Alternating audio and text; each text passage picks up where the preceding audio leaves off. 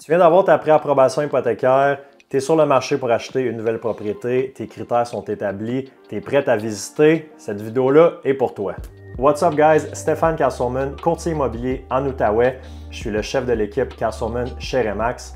À toutes les années, mon équipe et moi, on aide des centaines de personnes dans leurs transactions immobilières, que ce soit pour l'achat, la vente, l'investissement. Bienvenue sur ma chaîne YouTube. Si ce n'est pas déjà fait, je vous invite à vous abonner, à liker, laisser un commentaire si vous trouvez du contenu intéressant dans cette vidéo-là. Ça fait toujours plaisir d'avoir du bon feedback. Puis si vous avez un projet immobilier en 2024, vous avez des questions, vous voulez jaser, soit par rapport au contenu de la vidéo ou n'importe quoi par rapport à l'immobilier, toutes mes coordonnées sont dans la boîte de description. Donc, n'hésitez pas à me contacter, ça va me faire plaisir de jaser de votre projet immobilier avec vous. Alright, fait qu'aujourd'hui, on va parler des visites, comment bien se préparer pour une visite quand on est un client acheteur, qu'on soit un premier acheteur ou que ce soit notre deuxième, troisième propriété. Comment on peut un petit peu se préparer aux visites? Puis c'est quoi aussi la job du courtier par rapport à ça, par rapport à la préparation des visites? Avant de commencer en immobilier, je pensais que les visites, ça allait être à peu près 80% du travail, que j'allais toujours être sur la route, toujours dans des visites. C'est certain qu'il y a eu un temps pendant la pandémie où est-ce que j'en faisais beaucoup plus de visites parce que, bon, on le sait, c'était fou. Mais je dirais qu'aujourd'hui, c'est peut-être 10% de mon temps, même pas 10% que je suis en visite, mais il y a une préparation quand même qui se fait avant les visites. Donc, quand je commence à travailler avec un client acheteur, évidemment, on a la préapprobation hypothécaire pour savoir c'est quoi le montant maximum. On établit les critères, on établit c'est quoi le secteur, le nombre de chambres, le type de propriété, l'année de construction peut-être, est-ce qu'il y a des critères spécifiques. Donc, une fois qu'on a établi les critères, on envoie la liste de propriétés. Évidemment, la première fois que j'envoie la liste avec le portail, la liste automatique, il va y avoir beaucoup de propriétés qui ont peut-être déjà des offres d'achat acceptées. Fait que la première journée, il y a quand même beaucoup de filtrage à faire.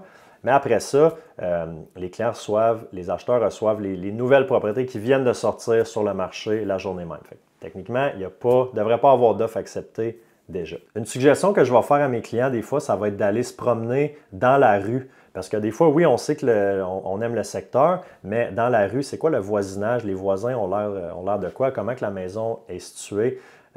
Je donne un exemple, des fois, on cherche quand même un gros terrain. On a un terrain de 5-6 000 pieds carrés, mais la majorité du terrain est en avant. Puis là, on se ramasse qu'on n'a pas de cour pratiquement parce que la maison est reculée dans le fond. Fait que, tu sais, ça, c'est un exemple. Des fois, juste en arrivant devant la maison, l'acheteur va dire « Ben non, ça ne convient pas à mes besoins parce que je n'aurai pas de place dans la cour pour me mettre une piscine, par exemple. » Fait que des fois, juste d'aller se promener dans la rue, on est capable de dire « OK, oui, cette propriété-là convient pour vrai » ou « Non, finalement, je l'élimine. » Ça peut se faire sur Google Maps aussi, là. Deuxième chose, ça va être de regarder les documents.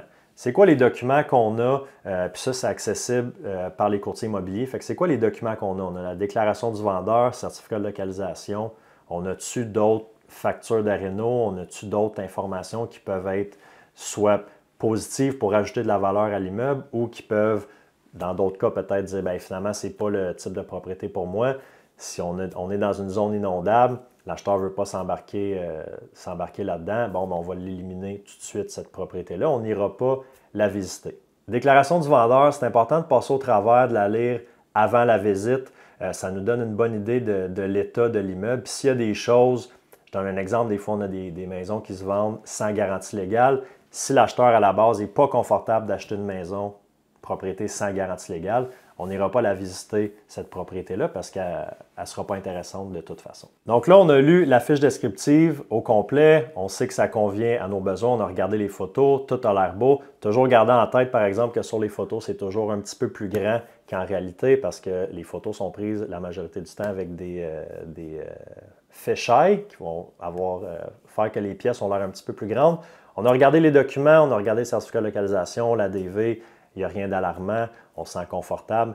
Parfait, on boucle la visite. Prévoir peut-être 1 heure, là, si la visite est à 2 heures, bien, planifier d'arriver là 5-10 minutes d'avance. Planifier peut-être une demi-heure dans la maison. Pour ça, un petit peu de temps pour jaser avec le courtier dehors après, s'il y a un intérêt pour la maison. Des fois, on rentre, ça prend 2 minutes, on le sait que ce n'est pas la bonne. On sort, merci, bonsoir, c'est réglé. Mais s'il y a un intérêt, des fois, ça peut s'étirer. Puis c'est important aussi, si on prévoit faire une offre d'achat, de regarder qu'est-ce qui pourrait sortir à l'inspection. Tu sais, de vraiment faire le tour. Puis ça se fait en collaboration avec le courtier, évidemment. De regarder qu'est-ce qui pourrait justement sortir à l'inspection? Est-ce que les fenêtres vont être à changer? Oui, possiblement dans une couple d'années. Bon, bien là, le prix qu'on va offrir va être fait en conséquence de ça. Donc, ça va permettre de se préparer pour l'inspection puis déterminer qu'est-ce qui va être à changer, c'est quoi les entretiens qu'il va avoir à faire à court terme, à moyen terme ou à long terme. Des fois, ça peut prendre une couple de visites avant de vraiment trouver la propriété. Puis, une chose que je dis à mes clients aussi, c'est quand même d'être ouvert d'esprit. Tu sais, des fois, on se dit, OK, on cherche un 4 chambres, mais on a une belle propriété qui coche plusieurs box, plusieurs boîtes dans les critères, mais il manque une chambre. Mais est-ce qu'on peut se dire, bien, on va faire une chambre au sous-sol, ça va coûter un 10, 15 000, peu importe, pour venir fermer une 4e chambre. Bien, tu sais, de garder l'esprit ouvert des fois, puis voir un petit peu plus loin que juste ce qui est écrit sur la fiche descriptive. Des fois, en visitant, on va dire, OK, bien, la maison, elle convient à 95 % de mes besoins, le petit 5 %, on va vivre avec, ou on va peut-être faire des rénaux pour arriver vraiment à ce que ça représente 100 % de nos besoins. Donc, on sort de la visite, vous avez aimé la propriété, elle coche la majorité de vos besoins dans un bon secteur, vous vous sentez... Puis ça, c'est une chose aussi, une question que je pose à mes clients quand ils sont dans la maison. Je dis, comment vous vous sentez? C'est quoi votre impression générale? T'sais? Parce que le gut feeling, comment vous vous sentez en dedans quand vous êtes dans la propriété, ça va en dire long. Donc là, vous allez être rendu au moment de faire l'offre d'achat. Ça sera pour une autre capsule. Mais en résumé, là, pour bien préparer une visite, s'assurer de voir le secteur, pas juste le secteur, mais le voisinage direct, la rue a l'air de quoi? Est-ce qu'il y a beaucoup de trafic dans la rue? Est-ce qu'on se sent en sécurité de marcher le soir dans la rue si on va aller prendre une marche avec le chien? C'est quel genre de rue qu'on a? Est-ce qu'on a lu tous les documents, la DV, certificat de localisation et autres? Est-ce que ça convient à nos besoins, évidemment, une fois qu'on est dans la propriété? Puis c'est quoi notre gut feeling, comment on se sent quand on est dans la maison? Donc, si la propriété a rempli tous ces critères-là, ça devrait être une bonne idée de faire une offre d'achat. Donc, si vous êtes rendu à planifier vos premières visites, contactez-moi. Je vous répète, toutes mes informations sont dans la boîte de description. Écrivez-moi, appelez-moi, ça va me faire plaisir de commencer les visites avec vous puis vous aider dans votre projet d'achat. Donc, on se revoit dans une prochaine capsule. Bonne journée!